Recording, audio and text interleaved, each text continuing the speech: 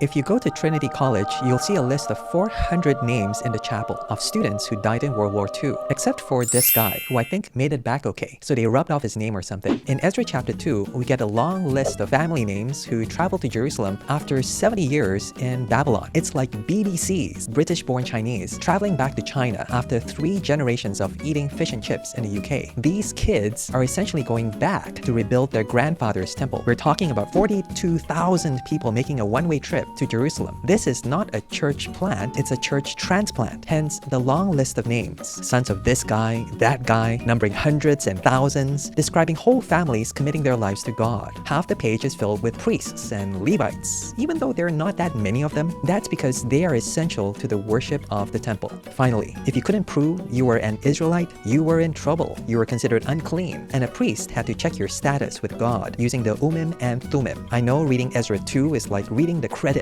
of a Marvel movie. Nobody pays attention. Well, God pays attention because God knows each one of us by name, and He writes it down in the book of life of the Lamb who was slain.